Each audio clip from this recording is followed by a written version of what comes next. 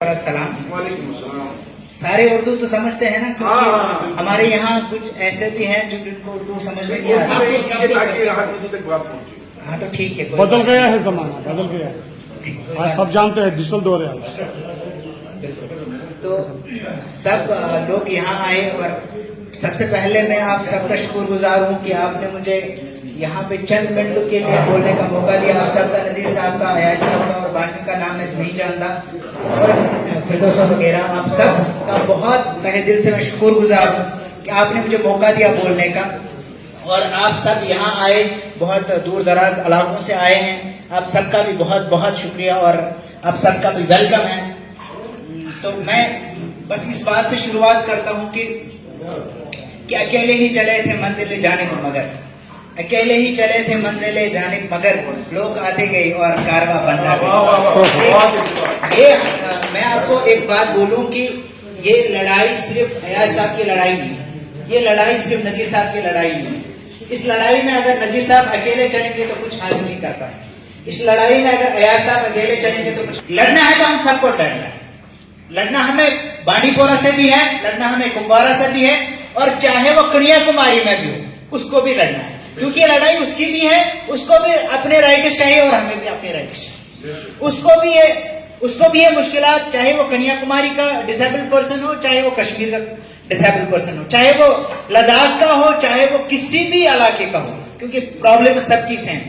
मैं आपको बताऊं, मैं मतलब ऑल इंडिया में मुझे तकरीबन बहुत सारे लोग जानते हैं, क्योंकि मैं करते हैं ऑल इंडिया में, मतलब बहुत सारे हैंडीकेप्ड लोग हैं जो घर से नहीं निकलते और इतने मतलब ये हो गए हैं, इनको सुसाइडल थॉट्स भी आते हैं। वो चाहते हैं कि सुसाइड करते हैं। मेरी कल एक लड़की से बात हो रही थी, डिसेबल्ड है, उसको मतलब लो विजन है।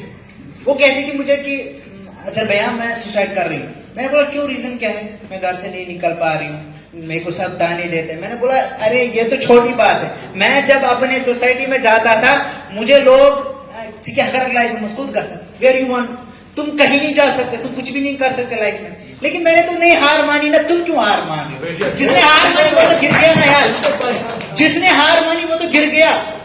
आप मुझे बताओ, अगर इंसान जब जो पिछले ही दिनों इलेक्शन हो गया, अगर एक इलेक्शन कैंडिडेट हार मानता पहले ही तो क्या वो इलेक्शन लड़ता? नहीं लड़ता इलेक्शन। लेकिन जब उसमें हौसला था लड़ने का, उसको चाहे उसको कितने ही वोट्स पड़े, लेकिन उसमें लड़ने का हौसला था, तभी तो आज सरकार बनी ना। सरकार बनी इसी वजह से, हमें भी लड़ना है, तभी तो हमें पॉलिटिकल रिजर्वेशन मिलेगी, और जब हमें रिजर्वेशन मिलेगी तभी हम आईवान में अपनी बात रख पाएंगे। अगर हम इस तरह रहेंगे, ये वहां की बात है, बांडीपोरा में बात हो रही है तो बड़गाम को कोई जरूरत नहीं करने की, श्रीनगर में हो रही है तो बड़गाम को कोई जरूरत नहीं, बांडीपोरा को, बारामूला को। लेकिन ये हम सबकी लड़ाई है, हम सबको लड़ना है, हम सबको इसमें जाना है। लेजिस्लेशन में हमारी बात होनी चाहिए, लेजिस्लेशन में हम होने चाहिए, तभी तो हम अपनी बात कर सकते हैं ना यार। जब हम होंगे लेजिस्लेशन में, जब हम आईवान में होंगे तभी तो हम बात करेंगे ना, वरना तो वो नहीं सुनेंगे ना, रोक देंगे ना हमको।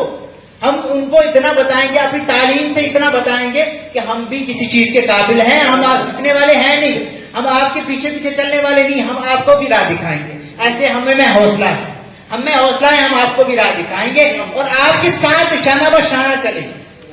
और सबसे इम्पोर्टेंट बात जो मैं यहाँ करने जा रहा हूँ वो यह है कि जहां से भी आप हो, जिस इलाके से भी आप हो, आप अपने इलाके के रिप्रेजेंटेटिव, आप अपने में एक दुनिया हो, आप अपने में एक, क्या कहूं मैं, कि आप अपने में एक कायनात हो।